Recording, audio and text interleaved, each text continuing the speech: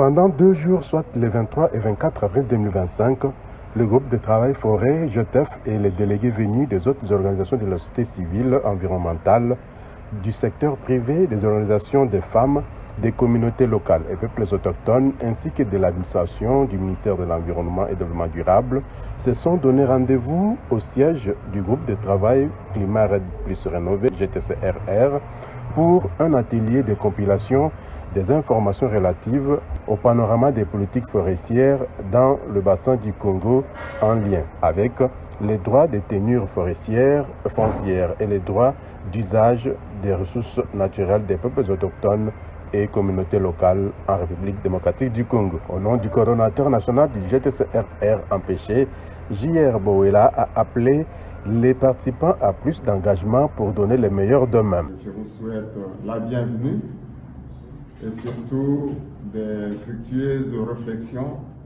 pour que les objectifs soient atteints. L'objectif de cet atelier était de contribuer au rapport de la revue documentaire dont le draft sera présenté pour validation au mois de mai 2025. Il s'est donc voulu un cadre de réflexion et d'échange pour collecter les informations pertinentes pour la politique forestière nationale de la RDC, a indiqué Bertil Tekitila, membre de la CEFLED. Nous sommes invités ici par le groupe de travail forêt pour apporter des éléments, des informations dans le cadre de l'élaboration du document de la politique forestière en RDC. Nous sommes en plein processus d'élaboration de cette politique au regard d'autres pays du bassin du Congo qui sont bien avancés dans cette matière. Ils ont l'air politique et c'est comme ça aussi la RDC a saisi cette opportunité dans le cadre des réformes engagées au pays avec le fonds CAFI d'élaborer des politiques foncières, politiques forestières.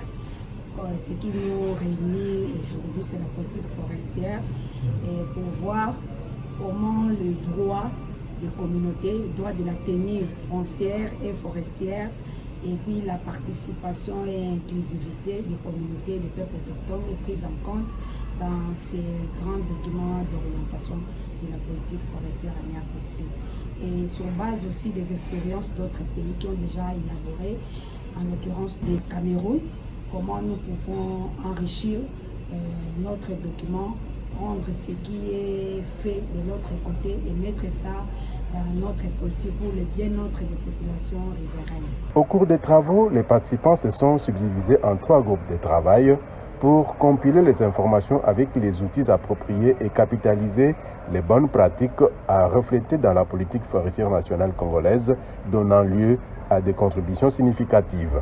J'ai suivi de loin le travail qui a été fait ici. J'ai senti qu'il y avait un travail de fond et de qualité. Je crois que nous devons nous organiser encore davantage pour les autres chantiers. Nous avons beaucoup de chantiers, il y a beaucoup d'attentes pour la société civile. Et il faut, je pense désormais qu'il faut que vous soyez mobilisés pour que les autres chantiers soient amorcés.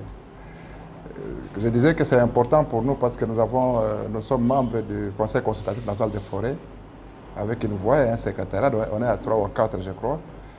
Et dans d'autres instances où nous voulons amener ce genre de résultats.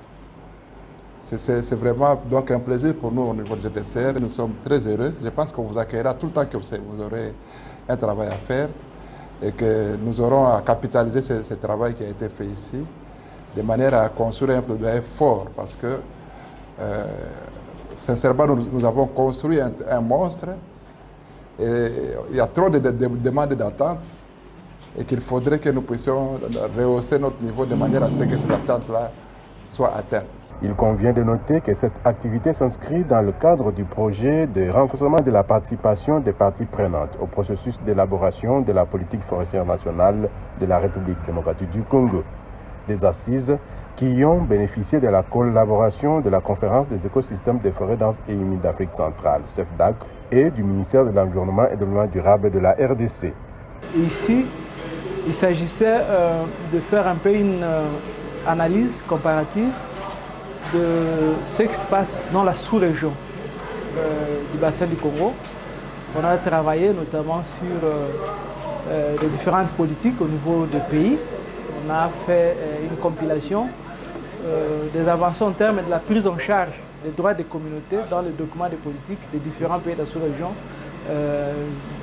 tous les 10 pays de la sous-région de l'Afrique centrale, y compris aussi le droit des communautés dans l'ébauche du document de la politique qui est en cours encore, pour voir qu'est-ce que les autres pays font en termes de droits des communautés qui peuvent être capitalisés dans la politique nationale congolaise qui est en cours d'élaboration et produire un document pour faire des recommandations aux cellules techniques d'élaboration de la politique forestière. C'est dans cette optique d'ailleurs que le groupe de travail forêt GTF avait organisé les 2 et 3 avril 2025 un séminaire de partage d'informations et d'échanges sur le déroulé du processus avec l'appui technique et financier des Right and Resources Initiative, RRI, en collaboration avec le programme de gestion durable des forêts PGDF, la Direction générale des forêts DGFOR et la société civile environnementale, dont le GTCR et d'autres plateformes.